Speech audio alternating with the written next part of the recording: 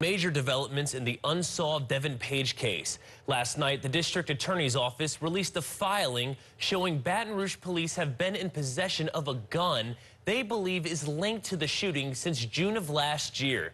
District Attorney Hiller Moore does not believe it was the gun used to kill Devin, but a huge opportunity to track the person found with the gun could have been missed due to an ankle monitoring company failing to track the criminal. Ankle monitoring companies falling asleep at the wheel is something District Attorney Hiller Moore says his office continues to see. We have probably issued around 35 subpoenas such as this one over the last 4 or 5 months. Criminals going missing when they're supposed to be tracked by the ankle monitoring company. That's why the governor will sign a law hoping to better regulate them. Still, the DA fears a mistake by the criminal tracking service. An ankle monitoring company could squander potentially key evidence in the unsolved murder of Devin Page Jr. This would have been an extremely huge investigative lead that detectives could have followed up on. Moore details the failures of the company in a 41-page filing that shows they were supposed to be tracking 17-year-old Johnny Brown. Court records show he was charged with murder back in 2021 in an unrelated case.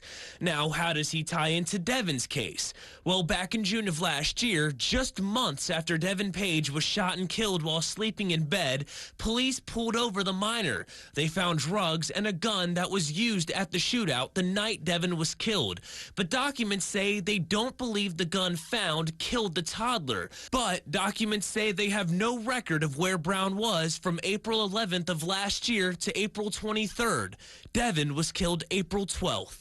There's a chance that maybe there's a record that would show where this person was at the time of the shooting, or it's going to show that his battery was dead and there's no way to track, which will be the worst scenario. Moore says that information is vital in the unsolved murder. We want answers as to where he was, because it's the gun, one of the weapons that was shot that night that this young child was killed, and his family deserves answers, and the community does as well. Right now, the DA is trying to schedule a hearing with the company to see who did what and if those records exist. But even if they do, finding Brown for questioning could be difficult. He's out on a second-degree murder bond. That's why Moore hopes to revoke Brown's bond.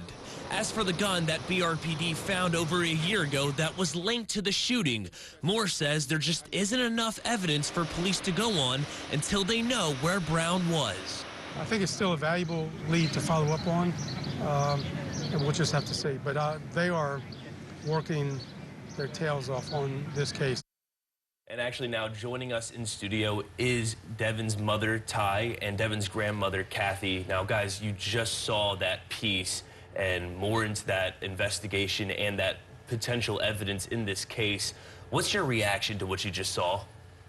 You know, with the ankle monitor, you know, looking at that, and this person, you know, had that on them from the 11th to the 23rd, and nothing was, you know. It's like where they dropped the ball there. Yeah, I mean, when we saw that, our phone started ringing off the hook, and I'm like, what?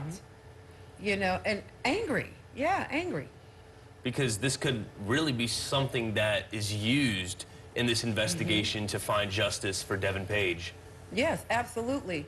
A key component. And then, you know, now that this person, whoever it is, knows that we know, you know, they may or may not say anything. I don't know. But I believe if we had tracked that and stayed on top of it, something, you know, I believe it would have come out the right way. We don't know how it's going to turn out now. And so last night, obviously, when this news was breaking, what was going through your minds? I'm sure people were contacting you guys nonstop. What was going through my mind is, like I said, I was very angry. And what angers me is that Baton Rouge is so small. It's a small community. You know, everybody, a lot of people know everybody's business, know when killing happens, or, you know, everybody knows what's going on in Baton Rouge. It's been a year and two or three months now. You know, he was a baby. Obviously, the investigation is still ongoing, but how hopeful are you that this turns into something that can ultimately lead to an arrest? I'm very hopeful. I would say this, Corporal Watts the detective who's the head of my son's case, I totally trust her because I know she's doing her job, and I know she's good at what she does. So I'm still hopeful, you know. Yeah, I'm hopeful, but do I think anything's going to happen? I don't know. I'm hopeful, but I don't know. Simply because, there are so many unsolved cases that are out there. I don't want my grandson to be another number. And like Ty said, Detective Watts has been in touch with us. We've been talking to her, so yeah, on that part. But when it gets down to the community, I feel that the community should have something to say.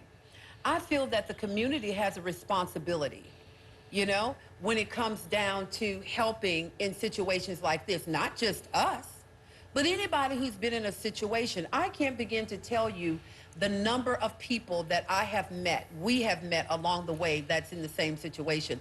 Well, Cathy and Ty, I do want to thank you guys for being here. And of course, we're going to keep praying for justice for Devin Page Jr. Thank you. Yes. Of course. Thanks so much for being here. Thank you. Thank you so much.